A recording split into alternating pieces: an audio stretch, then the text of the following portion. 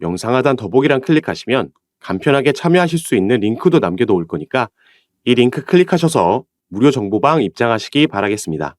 네, 안녕하세요. 주도현입니다. 오늘 5월 14일 화요일이고요. 오늘 리플 같이 한번 살펴보도록 하겠습니다. 자, 리플이 여전히 이 하락 추세 채널을 벗어난 이후에 다시 빠르게 채널 안으로 들어오지 않고 이 상단의 지지를 받으려는 움직임을 가져가고 있습니다. 그래서 이번 주에 지금과 같은 채널 안으로 다시 들어오지 않고 추가 상승력이 나오면서 확실하게 이 채널 상단의 지지를 받고 반등이 나와주면 이 하락 추세 채널을 무효화시키면서 여길 벗어나면서 새로운 상승 추세를 만들 수 있겠다 보여지는 부분이고요. 다만 다시 채널 안으로 들어오게 되면 이때와 같이 채널 반대편까지 이동할 수도 있다 때문에 중요한 기로에 서 있는 상황이다 이렇게 보시면 되겠습니다. 일단 거시적인 관점에서 봤을 때 시장이 주목하고 있는 건 이 15일 내일 저녁 9시 30분에 있을 소비자 물가지수 발표가 되겠죠. 이 수치가 시장의 예상치를 하회하는 수치가 발표되게 되면 디스인플레이션 기대감이 다시 되살아나면서 확실한 반등이 나올 것으로 기대되고 있고, 그렇지 않다면 또 한 번 금리 인하 기대감이 후퇴하면서 하방으로 방향성을 잡고 움직일 수도 있겠습니다. 때문에 우리는 여기에 따른 시장의 방향성과 움직임을 확인하면서 대응을 해야겠다 생각하셔야겠고, 제가 카톡방에서 이런 부분 공유해 드리면서 브리핑해 드리고 대응 도와드리고 있으니까 여러분들께서도 이런 정보들 받아보시면서 투자 판단에 참고하시면 더욱 좋을 것 같고요. 자, 리플 개별적으로는 최근에 이런 기사가 나왔습니다. 7년 축적한 추세가 종료 임박했다. 상승 랠리가 나올 수 있다라는 기사가 나온 거죠. 이 밑에 내용도 함께 보시면 XRP가 삼각형 패턴 형성의 마지막 단계에 접근했다라고 나와 있고요. 2018년부터 지금 이어진 7년간의 장기 축적은 이번 연도 강세 사이클에서 XRP의 진정한 색깔을 보여주기 시작할 것이라고 덧붙였습니다. 그리고 이전에도 이런 비슷한 행보를 보여줬다라는 거죠. 이미 2013년도부터 17년도에 장기간 축적 이후에 삼각형 패턴을 완성을 했고, 이 축적 과정을 마친 이후에는 1년간 0.005달러에서 2.5달러까지 상승했다 나와 있습니다. 그리고 마지막엔 XRP는 12월까지의 상승 사이클에서 크게 폭발할 수 있다라고 전망을 했죠. 이 12월까지라는 건 비트코인의 반감기가 적용돼서 그 고점이 예상되는 시기와도 맞물리는 거고요. 또 미국의 대선과도 어느 정도 그 시기가 겹친다라고 볼 수 있겠습니다. 여러 가지 이슈들이 복합적으로 시너지를 내면서 리플도 이런 기대감이 형성되고 있는 거죠. 일단 개별적인 이슈는 리플은 이 소송 이슈가 있습니다. 이제 이 마무리 국면에 들어갔죠. 기관들에게 판매된 1차 판매된 XRP에 대해서 증권이라는 판결문이 작년 약식 판결에서 나왔기 때문에 여기에 대한 벌금 협의가 진행 중인 거고, 양측이 다음 주 5월 20일 날 마지막 최종 입장문을 법원에 제출하게 되면 일단 이 벌금 관련 소송 스케줄은 전부 마무리가 됩니다.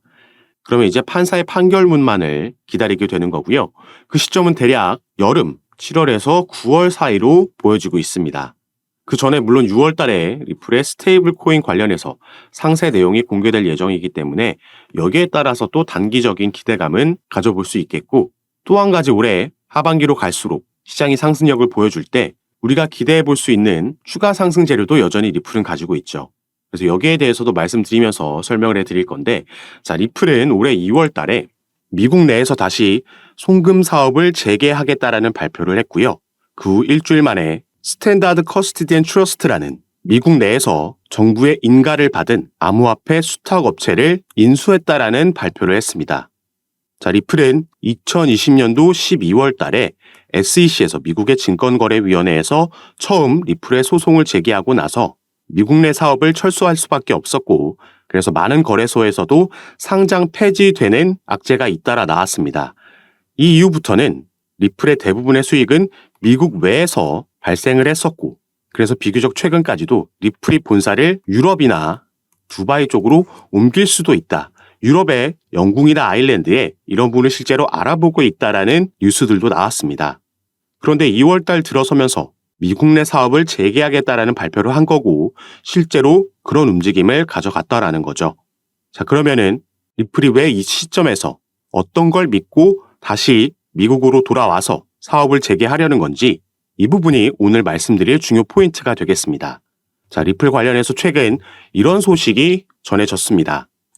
코인리스를 비롯한 국내 매체에서는 크게 다뤄지지 않았기 때문에, 속보로도 전달되지 않았기 때문에 모르시는 분들이 많으신데, 자, 코인베이스라는 미국의 암호화폐 거래소에 리플이 이 선물 시장에 새롭게 상장이 됐습니다. 현물 같은 경우에는 작년에 약식 재판이 끝난 이후에 다시 재상장이 이미 됐었지만 선물 시장에는 처음으로 새롭게 상장이 된 거죠. 자, 여기서 리플과 코인베이스의 관계를 간략하게 말씀드리자면 미국에는 이 디지털 커런시 그룹이라는 DCG가 있죠. 가장 유명한 암호화폐 벤처 캐피탈이라고 보시면 되겠고 여기에 설립자이자 CEO 베리 실버트는 제2의 워린 버핏이라고 평가받는 이 암호화폐 업계에서 꽤 중요한 인물입니다. 자, 이 DCG에서 바로 방금 살펴본 코인베이스를 자회사로 소유하고 있고요. 또 이 DCG는 리플의 지분을 보유하고 있는 기업입니다. 이렇게 미국 내 기업들끼리 연관이 되어 있다는 걸 먼저 말씀을 드리는 거고 이 디지털 커런시 그룹은 코인베이스와 리플뿐만 아니라 그레이스케일도 소유하고 있고 여러 다른 기업들의 지분을 보유하고 그 중심에 서 있는 기업이죠. 자, 그리고 코인베이스 외에도 최근 미국에서 새롭게 문을 연 거래소가 하나 있습니다. 바로 여기에 나와 있는 EDXM, EDX 마켓이라는 거래소인데요. 이 거래소는 피델리티를 비롯한 미국 뉴욕 월가의 대형 기업들이 함께 만든 거래소라고 보시면 되겠고 이 거래소에서는 개인들이 아닌 기관들만 거래를 할 수 있게 되어 있습니다. 비교적 최근 작년 6월 달에 6월 22일부터 거래가 시작된 거래소인데 이 대형 자산운용사들이 함께 만든 거래소다 보니까 출시 전부터 엄청난 주목을 받았었고요. 이 EDX 마켓이 출범할 당시에 상장이 되고 거래가 가능했던 코인들은 이렇게 단 4개의 코인만 있었습니다.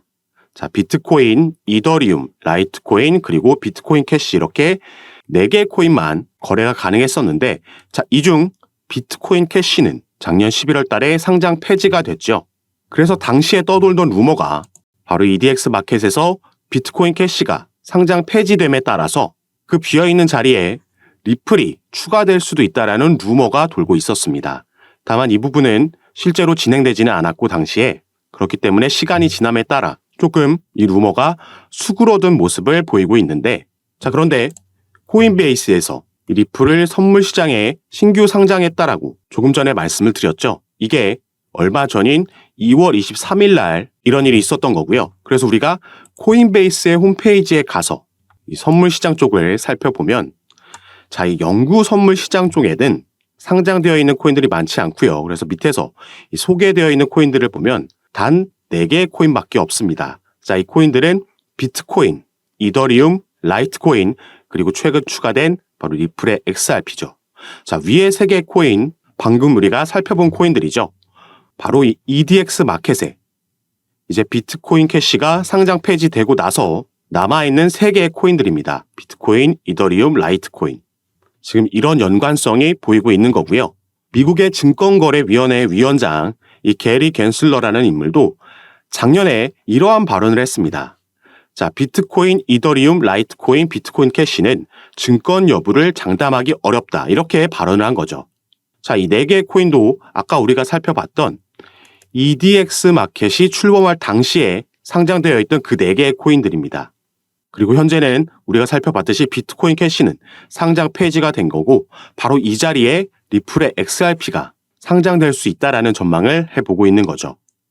리플이 계획을 바꾸면서 미국 내에 다시 돌아오겠다, 미국 내 사업을 재개하겠다 발표했던 그 배경에는 여러 미국의 대형 기관들, 당장 EDX 마켓에도 피델리티를 비롯한 기관 투자자들이 대거 함께하고 있고 또 DCG, 여기에 코인베이스까지 전부 미국 내 대형 기업들이죠.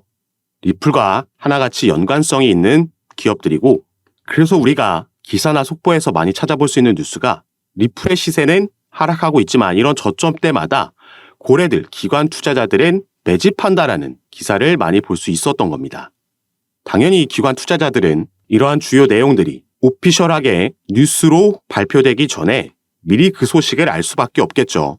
그래서 우리가 다른 코인들에서도 볼 수 있는 게 갑자기 급등하는 코인들이 있는데 왜 오르지 하고 몇 시간 뒤나 다음 날에 이 코인이 어느 거래소에 새롭게 신규 상장된다라는 속보가 그때서야 뜨는 거 많이 경험해 보셔서 아실 겁니다. 그리고 지금 SEC와 진행하고 있는 소송 같은 경우에도 리플에게 불리할 게 전혀 없는 상황입니다. 최근 이 소송 관련 이슈로는 이 SEC의 책임 변호사가 리플과 코인베이스의 소송을 담당하고 있던 암호화폐 소송부서 책임자 라단 스튜어트가 SEC를 떠났다는 소식이 전해졌고요. 그러면서 화이트앤케이스라는 최근 피델리티가 비트코인 ETF 서류를 제출할 때 여기에 자문을 제공한 로펌에 새롭게 이직을 하게 됐다는 소식이 전해졌습니다. 그리고 직접적으로 SEC와 리플이 벌이고 있는 소송 외에도 제가 이전 영상들에서 말씀드렸던 지금 SEC 내에서 진행되고 있는 이 조사 결과에 따라서 이 조사라는 건 2021년도에 인파워 오버사이트가 SEC를 상대로 소송을 제기했던 전직 SEC 관리들이 리플과 XRP에 대한 편견을 가지고 있다는 주장, 여기에 대한 조사가 진행되고 있는 거고요. OIG가 이 수사를 진행하고 있는 여기서 불법 행위를 발견하게 되면 SEC는 항소 계획을 종료할 수 있으며 당연히 이건 리플에게 호재로 작용을 할 겁니다. 이것뿐만 아니라 함께 진행되고 있는 SEC와 코인베이스의 소송에서 코인베이스는 현재 SEC가 미국 암호화폐 거래소를 규제할 법적 권한이 없다라고 주장하면서 기각 신청서 모션 투 디스미스를 제기를 한 상황입니다. 그리고 이 부분은 언제든지 법원 판결이 지금 나올 수 있는 상황인 거죠. 이 소송을 관장하고 있는 판사는 이미 양측의 구두 변론까지 다 들은 상황입니다.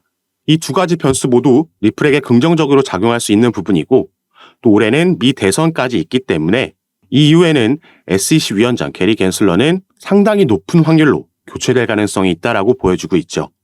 그리고 오늘 중점적으로 살펴본 이 EDXM 상장 이슈도 어마어마한 호재로 작용할 수 있습니다. 그래서 이 당시에 작년 6월 달에 EDX 마켓이 출범됐을 때 여기에 상장돼 있던 4개의 코인 당연히 엄청난 상승력 보여줬고요. 지금은 상장 폐지됐지만 이 4개의 코인 중 하나였던 비트코인 캐시는 단기간 안에 무려 이 당시에 200% 상승하는 모습을 보여줬습니다.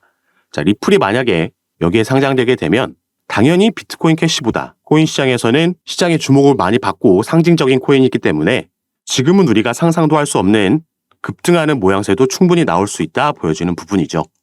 그래서 제가 당연히 새롭게 나오는 소송 소식들도 제가 카톡방에서 전부 무료로 공유해드리고 있으니까 여러분들께서도 이런 정보들 받아보시고 투자 판단에 참고하셔서 매매 진행하시면 더욱 좋을 것 같습니다. 그리고 카톡방에서는 오늘 살펴본 리플뿐만 아니라 다른 이슈가 있는 코인들 마찬가지로 상담 도와드리면서 타점과 비중을 공유해드리고 함께 매매 진행하고 있으니까 여러분들께서도 이런 부분 받아보시면서 조금 더 전략적으로 안전하게 함께 투자하실 수 있었으면 좋겠습니다. 자, 카톡방에 참여하시는 방법은요. 영상 밑에 더보기란 클릭하시면 간편하게 참여하실 수 있게 제가 링크를 남겨놨습니다. 여러분께서 지금 영상을 핸드폰으로 시청하고 계시다면 가장 위에 있는 링크 클릭하시면 저에게 문자 보내실 수 있도록 자동으로 화면이 전환이 될 거고요. 여러분들께서는 전송 버튼만 눌러주시면 제가 이 문자를 확인하는 대로 순차적으로 연락드려서 카톡방 초대를 도와드릴 거고 또 문자 전송이 힘드시거나 컴퓨터로 영상을 시청하고 계시다면 그 밑에 있는 링크로도 참여가 가능하십니다. 여러분께서 편하신 방식으로 연락 주셔서 제가 드리는 정보들 타점과 비중 받아보시면서 투자 판단에 참고하시고 매매 진행하시면 더욱 좋을 것 같습니다. 자, 그럼 오늘 내용이 여러분들께 도움이 되셨으면 하는 바람으로 영상 마무리하도록 할 거고요. 저는 다시 카톡방에서 여러분들 대응 도와드리고 상담 도와드리면서 찾아뵙도록 하겠습니다. 감사합니다.